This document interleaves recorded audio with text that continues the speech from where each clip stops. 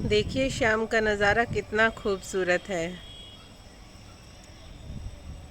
हालांकि मौसम में बहुत ज़्यादा गर्मी है, लेकिन आज संभावना है बारिश आने की। आएगी या नहीं वो तो हमें पता नहीं, लेकिन कुदरत के रंग देखने में बेहद ही खूबसूरत लगते हैं। नमस्कार दोस्तों, मैं सरस्वती ढालिया फाजिल्का पंजाब से स्वागत करती हूँ आप सभी का आपके अपने ही चैनल सरस्वतीज़ गार्डन में। कहिए कैसे हैं आप सभी। आशा करती हूँ स्वस्थ होंगे, मस्त होंगे और अपने अपने कामों में व्यस्त होंगे।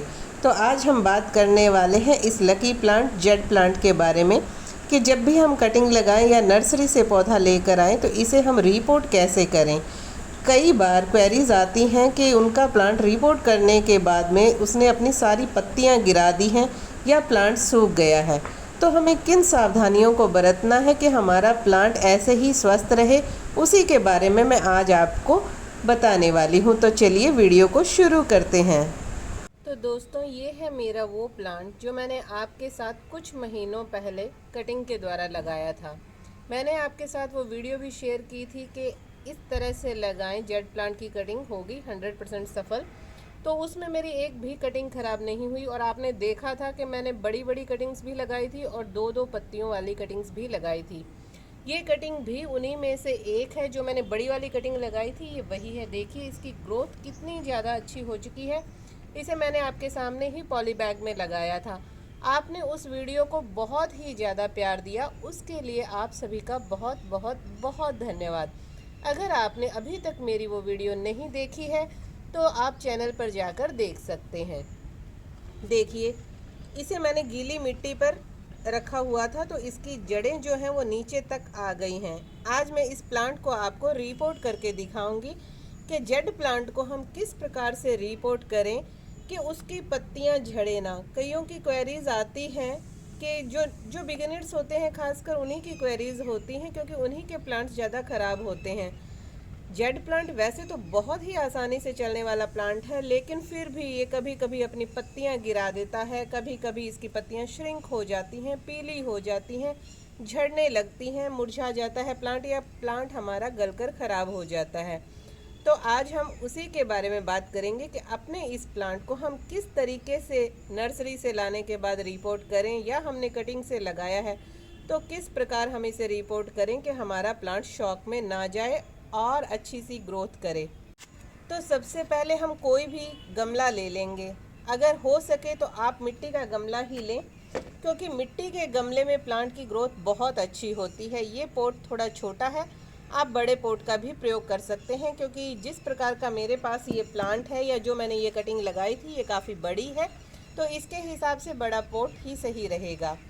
तो मैं इसके लिए मेरा ये नर्सरी पॉट यूज़ कर रही हूँ। आप अपने हिसाब से पॉट का चुनाव कर सकते हैं, लेकिन जेड प्लांट के लिए सबसे बेस्ट जो है मिट्टी का प्लांटर ही रहता है, क्योंकि उसमें पानी का वाष्पीकरण होता रहता है। प्लास्टिक पॉट में हमेशा जब भी हम पानी डालते हैं ऊपर से मिट्टी सूखी दिखाई देती है, लेकिन यहाँ तक जो हमारा एरिया होता है वो गीला ही रहता है। इसलिए जब भी आप प्लास्टिक पॉट का प्रयोग करें तो हमेशा मिट्टी को अच्छे से जांच कर ही प्रयोग करें। टिप से आप चेक कर सकते हैं, या जो नीचे से इसके होल होते हैं वहाँ से आप चेक कर सकते हैं कि आपकी मिट्टी गीली तो नहीं है, क्योंकि बार बार गीली मिट्टी में पानी देने से ही हमारा प्लांट जो है वो ख़राब हो जाता है। इस बात का आपको खास ध्यान रखना है। इस प्लांट के लिए सिर्फ पानी ही है जो इस प्लांट को ख़राब कर सकता है, अदरवाइज़ ये प्लांट किसी भी कंडीशन में ख़राब नहीं होता। ये पूरी धूप में चलने वाला प्लांट है। मेरे सभी प्लांट्स जो हैं वो ऊपर खुली छत पर ही रखे हुए हैं। कुछ दिनों पहले मैं अपनी वीडियो बनाने के लिए इन्हें नीचे लेकर गई थी और नीचे से ऊपर लाने में मुझे कुछ दिन लग गए। तब मैंने गौर किया कि ये मेरे सारे प्लांट्स के पत्ते जो हैं वो पीले होकर झड़ने शुरू हो गए थे। तो इस बात का आप ध्यान रखें कि छाया में प्लांट चलता तो है, लेकिन इसकी ग्रोथ अच्छी नहीं होती है। पत्तियां जो हैं वो श्रिंक होने लग जाती हैं, या ये प्लांट अपनी पत्तियां गिराने लग जाता है। तो आप अगर इसे फुल सनलाइट में रखते हैं तो आपका प्लांट ऐसे ही खूबसूरत हरा भरा बना रहता है। इस बात का भी आपको ध्यान रखना है। तो चलिए शुरू करते हैं। सबसे पहले हमें नर्सरी पॉट या नर्सरी बैग से अपने प्लांट को बहुत ही हल्के हाथों से निकालना होता है कि इसकी जड़ें जो हैं वो डिस्टर्ब ना हो। वैसे तो जेड प्लांट एक ऐसा प्लांट है जो बहुत ही आसानी से लग जाता है, लेकिन कभी कभी किसी भी प्रकार का प्लांट होता है वो शॉक में चला ही जाता है। जब इसकी रूट डिस्टर्ब होती है तो प्लांट शॉक में चला जाता है। जब हम रिपोर्टिंग करते हैं प्लांट शॉक में चला जाता है अगर सही समय का चुनाव ना किया गया हो। जैसे अब बारिश का सीज़न है तो आप किसी भी प्लांट को कटिंग से लगा सकते हैं या रिपोर्ट कर सकते हैं, कोई समस्या नहीं आएगी।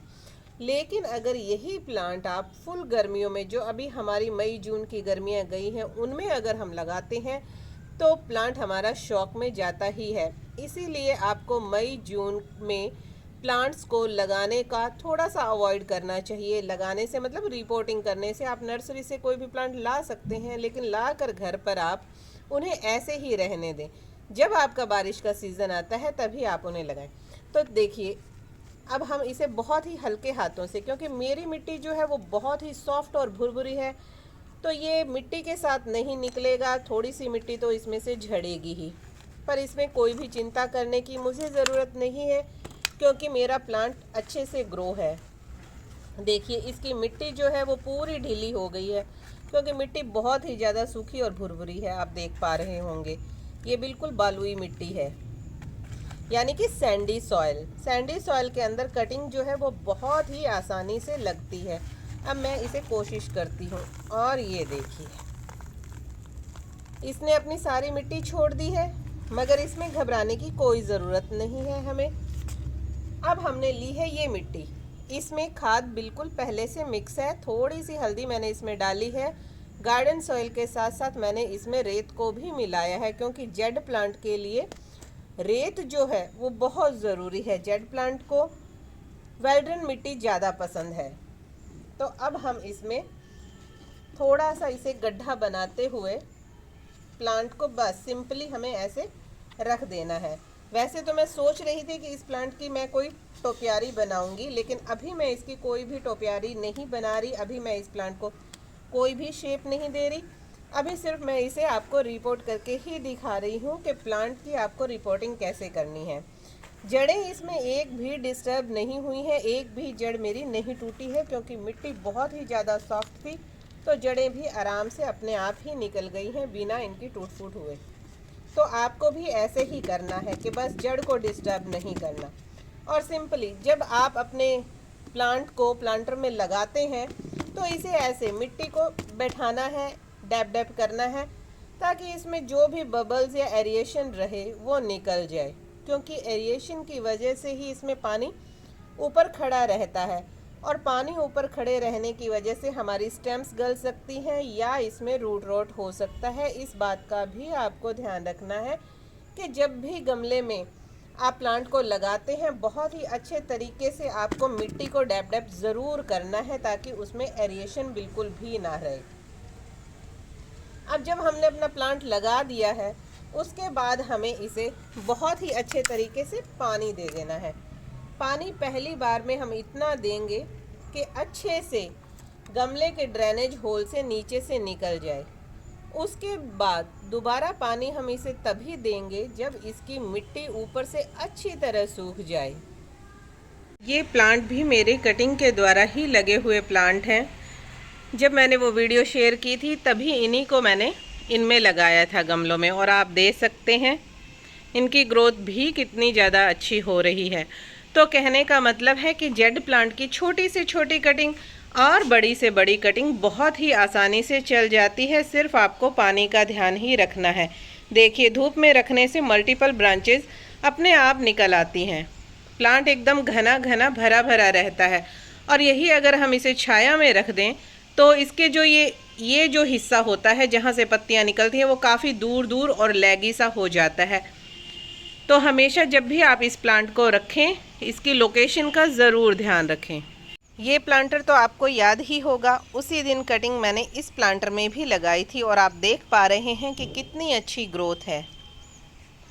तो आपको भी घबराने की ज़रूरत नहीं है। बस कुछ इन आसान टिप्स का आप उपयोग कीजिए, यानी कि इन सावधानियों को अपनाएं और आपके प्लांट भी बहुत ही अच्छे और घने हो जाएंगे। ये देखिए प्लांट हम लगा चुके हैं और आप इसकी ग्रोथ अब देखिए। जब मैंने इसे ऊपर रखा है आप देख पा रहे होंगे कि कितनी अच्छी इसकी ग्रोथ है। अब ये प्लांट जो है इसकी पत्तियां बिल्कुल भी नहीं झड़ेंगी या नहीं गिरेंगी, क्योंकि हमने इसकी रूट को बिल्कुल भी डिस्टर्ब नहीं कर दिया। फिर भी अगर आपके प्लांट की पत्तियां गिर जाती हैं तब भी आपको घबराने की ज़रूरत नहीं होती है। नई पत्तियां दोबारा अपने आप ही निकलना 15 से 20 दिन के बाद शुरू हो जाती हैं। तो बात कर लेते हैं कि जब अब हमने इस प्लांट को लगा लिया उसके बाद हमें इसे कुछ दिनों के लिए शेडी एरिया में रखना है। मैं तो डायरेक्ट सनलाइट में रख देती हूँ, लेकिन अगर आप बिगिनर्स हैं तो आप इसे 1 सप्ताह तक पहले छायादार जगह पर रखें जहाँ खुली हवा आती हो, और उसके बाद ही आप अपने इस प्लांट को धूप में रखें। तो दोस्तों, कैसी लगी आपको आज की मेरी छोटी सी ये जानकारी? आशा करती हूँ जानकारी पसंद आई होगी। अगर जानकारी ज़रा भी पसंद आई है तो प्लीज़ लाइक, शेयर और subscribe my channel. Thanks for watching.